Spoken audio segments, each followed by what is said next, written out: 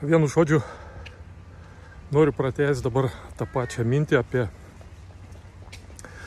apie šito, kaip prieš tai šnekėjau, apie stebėtojų ugdymą per meditaciją. Kaip jis sakiau, kad jis turi tokias dvi praktiškas savybės gyvenime. Viena yra, kad tu stiprindamas, ugdydamas savo stebėtoją, tu tai padidini savo koncentraciją ir jis tada vis kuo labiau stiprėdamas vis padeda išvengti tokių situacijų, kurios gali pačiam galvoje prikurti kažkokias baimės, nerimus, kurios yra iš viso nepagristos ir paskui sukurti tau tokią vidinį foną negatyvų labai. Arba net praktiškai su kažkuo gali susipykti, pradėti pyktis ir būdamas, neturėdamas savo stebėtojų, nematysi, kaip tau tuo momentu reikėtų pasielgti. Gal paprasčiausiai nueiti į šoną ir nieko nedaryti. O kai nėra, tai emocijos, kaip pasakyti, užsižaibuoja ir, daug kas suprantat, kas gausis. Tai yra šitas viena praktiška pusė, kita, kai jis leidžia pailsėti protui. Nes jeigu buvo sunki kažkokia įtempta diena, daug kažkokio protinio visokio krūvio, tai vienu žodžiu, tu medituodamas protui neleidi toliau blaškytis, knistis po tą dienos visą tą bjaurų tą jovalą. Tu jam paprasčiausiai protui neleidi diskutuoti. Tai, ta prasme, nesiviliai diskusijos, tos mintis vis tiek jos ateis, bet tu jų nebetesi. Ir jas po truputį rimsta, jos vis mažesnės, nebe tokios aštrios ateina. Ir protas tokiu būdu pailsi. Tai bet aš šiuo metu noriu pasakyti apie vieną, aš manau, svarbesnį dalyką. Šitos, ką stebėtojas daro. Tik jis yra pakankamai toks gal sudėtingas. Ir aš vėl noriu pasakyti, kad ir aš pats neturiu tokių, gal žmonės yra, kurie tą turi tokį gilų tą. Aš ką noriu pasakyti, šitas dalykas yra, jis ne tiek teoriškai, žodžiais, praktiškai, tą gal galima suvokti, bet jis yra toks labiau iš to tokio pajautimo yra. Ir tas yra sudėtingai. Gali būti, kad tu teoriškai protu viską supranti, ką aš dabar noriu pasakyti. Bet jeigu nėra šito vidinio to pajautimo, tas iš to gauna šnipsas. Tai čia tas pats kaip šnekėti apie šaltą ledą, kad jeigu niekad tu jo nebuvai paėmęs į delną, tai tau pasakos, bet kol tu nepaėmė, jo nėra to šalto ledo ir tu nelabai supranti, teoriškai supranti, kad čia ranka šalas, dar kas, bet kol tu neįsidėjai į delną, tai to nėra. Tai čia kažkas gal truputį tokia panašiai analogija. Vienu žodžiu, aš tą noriu pasakyti per prizmę tokią, tokią gal nuvalkiotą, bet aš per tą noriu pasakyti. Per praeities, ateities ir šio momento buvimo. Tai tas aš, ką noriu dėti akcentą, kad šis momentas buvimo, būtent, kad šio momento buvimo tas ir yra pajautimas, nes jeigu teoriškai supranti, kad mes visi būnam šiam momente, kažkur dabar stovim, kažkur einam, kažką sakom, bet čia toks kitoks, toks gilus pajautimas ir kaip jis atrodo dabar. Pavyzdžiui, buvo praeitis mūsų, buvo daug gerų, blogų dalykų, atsiminimai, prisiminti juos, pasvajoti apie juos vėl kažką, tas ir smagu ir tas įsilieja į tavo asmenybės, kaip į šitą, į tavo asmenybę, kaip į tokį integruoji.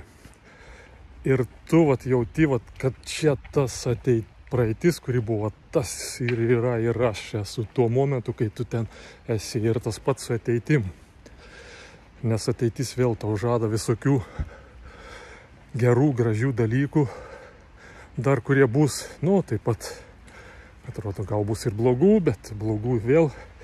Ir vėl tas integruojasi į tavo vidinę savastį, tu atliktai įsivaizduoji, kad va, tas ir yra ta praeitis ir aš.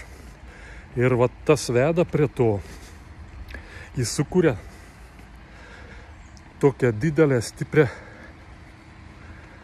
kuo tu labiau tą savastį trauki, tą praeities ir ateities, vidinę tą mirties baimę, kuo tu labiau, vat, kaip pasakyti, įsisvajoji, kad kokia ta ateitis bus, ar tai pradėsi svajoti, kad va čia jos nelabai daug, čia vat, nedaug tų vasarų beliko, vėl pradėsi gailėti dar kažkaip, arba džiaugtis ir paskui pamatai, kad tas turi baigtinumą.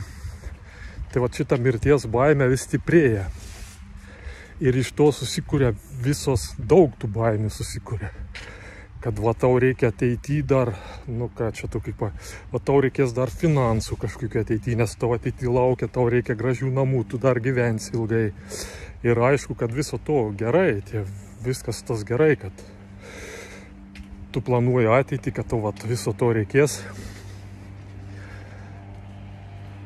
Bet tas integravimas, įtraukimas į savęs to viso to, kaip pasakyti, kai tu jauties, vat, kad čia tas aš esu, tas vat, labai stiprina visą tą mirties baimę stiprina. Ir tu pasidarai tokių daug šakų, kurios tau kūrė baimę. Viena, tu pajauti, kad čia tu esi baigtinis, kad viskas pasibaigs.